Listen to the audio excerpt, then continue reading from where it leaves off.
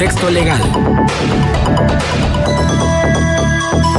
El doctor Hugo Morales, abogado postulante. En este contexto legal, Hugo, bienvenido. Buenos días. Buen día, Marcela. Gusto en saludarte. Pues bueno, hemos tocado en este espacio pues una gran cantidad de veces la necesidad de reconocer a los derechos humanos a partir de una reforma que es más o menos reciente en materia constitucional y que ha dado lugar pues a una serie de modificaciones al sistema jurídico completo de nuestro país. Hemos dicho que precisamente es importante respetar los derechos humanos a partir de que precisamente se han constituido en una garantía constitucional y que es pues una obligación y una facultad del Estado mexicano precisamente darle solvencia a esta garantía. Uno de los temas que también está relacionado con esto, pues probablemente tiene que ver con la eficiencia del sistema penal mexicano y sobre todo también con nuestro sistema de justicia. Y lo digo porque, bueno, pues es muy común señalar que la imposibilidad o la ineficiencia de nuestro sistema de procuración de justicia, pues está un poco, de alguna manera, relacionado con el esquema de integración del concepto de derechos humanos a nuestra legislación. Es decir, como si los derechos humanos fueran un elemento que no permite o que persuade la debida aplicación del derecho. Precisamente una de las intenciones que tiene que ver en este momento y que me gustaría poder poner en discusión, tiene que ver con la situación de que precisamente el día de ayer la Suprema Corte de Justicia de la Nación declaró inconstitucional el contenido del artículo 115 de la Ley de Instituciones de Crédito respecto del bloqueo de cuentas bancarias para cuando existe una presunción de lavado de dinero por parte de la Secretaría de Hacienda y Crédito Público. Una situación que hay que decir, pues en el momento en el cual entre en vigor esta nueva reforma constitucional y que tiene que ver también con el reconocimiento de algunos otros principios, como es el de presunción de inocencia o de interpretación pro persona, es decir, en favor de la persona en caso de duda. Entonces, pues nos encontramos con la situación de que algunas de nuestras normas han venido declarándose inconstitucionales, que evidentemente no son las adecuadas y que nuestro sistema jurídico se encuentra en un momento en el cual pues necesita nuestro esquema de procuración muchísimo mayor eficiencia, muchísima mayor capacitación y sobre todo contar con los elementos suficientes para que pueda ser esta procuración de justicia más eficiente, más eficaz, más pronta y más expedita. En el caso concreto que estamos comentando, la Suprema Corte de Justicia el día de ayer determina precisamente la inconstitucionalidad del artículo 115 de la Ley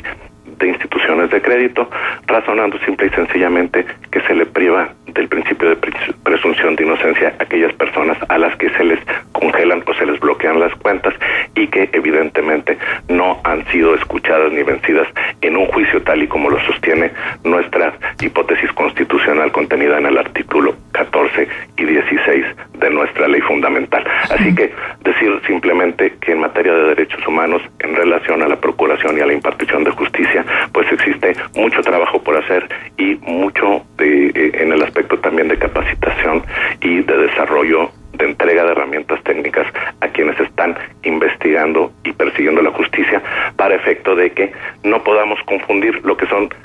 derechos adquiridos por todos los que somos ciudadanos y, por otro lado, que confundamos la corrupción o la falta de eficiencia con precisamente la aplicación de nuevos criterios de defensa para la ciudadanía. Uh-huh. En términos prácticos, Hugo, si nos pudieras poner un ejemplo de cómo se va a aplicar este criterio. Bueno, básicamente te pongo un poquito en la historia de este asunto. Resulta que una persona que tenía una cuenta bancaria, pues estuvo haciendo operaciones regularmente y un día quiso acceder por internet a las referidas cuentas y resulta que pues no le fue posible disponer de las cantidades o de los recursos que contaba esta persona.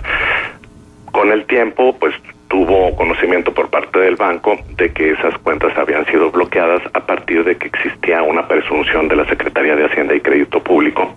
y de que con fundamento en este artículo obligaban a la institución bancaria a bloquear las cuentas, es decir, a que no se pudiera ni depositar ni retirar ninguna de las cantidades que se encontraban ahí. ¿Pero no tendría que haberse sido notificado de esta disposición, de esta decisión? Eso es precisamente lo que la Suprema Corte de Justicia de la Nación nos dice. El hecho de que una persona le le lleguen a notificar que ya se encuentran bloqueadas sus cuentas, pues no es suficiente para poder garantizar el derecho de presunción de inocencia por un lado, y en todo caso, para que pudiera ser bloqueada dicha cuenta, tendría que haber sido escuchado, tener la oportunidad de defenderse y eventualmente estar sujeto a una resolución administrativa, en este caso, que congelara o bloqueara esa cuenta. De tal suerte que precisamente la entrada en vigor de un principio de presunción de inocencia, que nosotros reconocemos como importante para que la ciudadanía en términos general cuente con las garantías suficientes de una correcta impartición de justicia, pues en algunos casos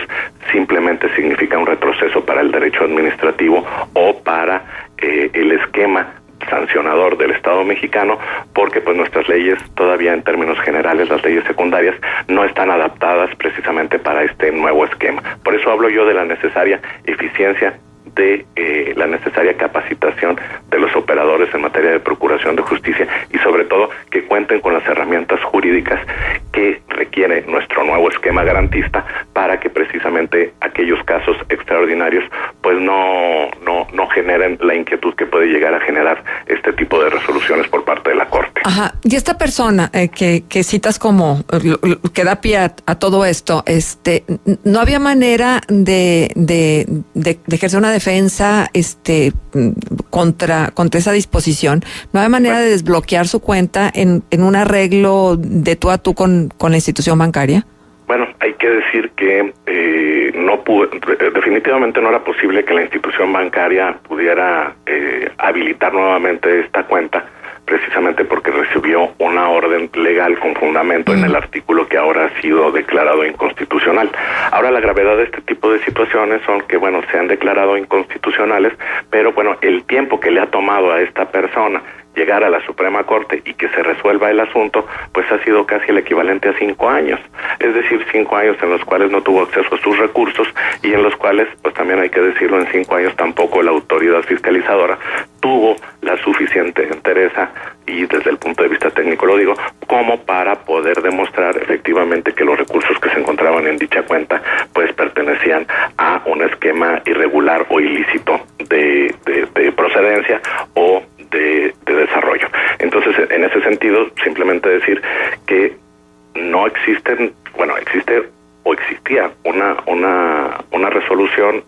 fundamentada en el artículo 115 de la Ley de Instituciones de Crédito que facultaba a Hacienda para hacer esto, pero evidentemente violando el derecho a la presunción de inocencia y a una garantía de audiencia que pudiera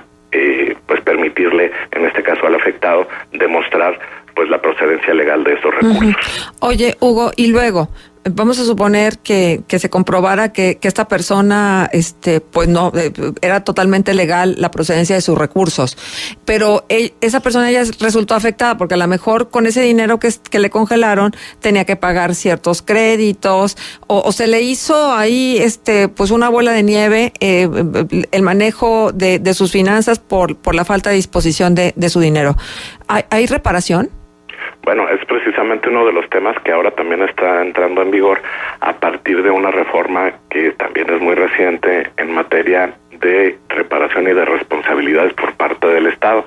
Y precisamente desde hace ya algunos meses ha empezado a haber una serie de resoluciones por parte de la Corte en la que pues llega a sancionar pues de forma severa a las autoridades, y eso significa la reparación económica, no a la usanza antigua, es decir, pues con unos pocos pesos. Te voy a poner el ejemplo de una persona que fue infectada de el virus de VIH en una de las clínicas del IMSS de la República, y que a partir de esa negligencia obtuvo una reparación de aproximadamente 20 millones de pesos. Yo no sé si sea suficiente como para poder resarcir la situación, porque evidentemente pues no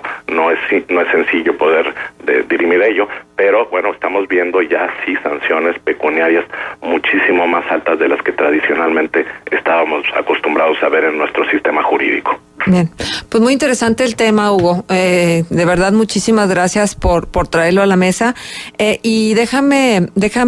desviarme de esta conversación, pero aprovechando tu presencia, porque finalmente fue nota importante para nosotros. Esto que tiene que ver con el que no se hayan hecho los trámites necesarios para ceder el Hospital General de la parte federal a la Cruz Roja y que ustedes puedan empezar con la obra de reconstrucción o remodelación o lo que sea necesario hacerle para que puedan disponer como Cruz Roja de este hospital. ¿Qué cauce sigue, Hugo? Mira, es una situación que, poniéndola en el contexto, recordemos el año pasado, el gobierno del estado otorgó en donación el inmueble en donde anteriormente se encontraba el Hospital General de aquí del municipio de Torreón, y bueno, pues lo recibimos. Estuvimos prestos a poder hacer los trámites jurídicos necesarios para poder garantizar la propiedad, es decir, para poder escriturar y eventualmente inscribir en el registro público de la propiedad los derechos de propiedad de ese inmueble. Sin embargo, pues en ese proceso pues nos dimos cuenta de que desafortunadamente el bien inmueble no le correspondía en absoluta propiedad al gobierno del estado de Coahuila,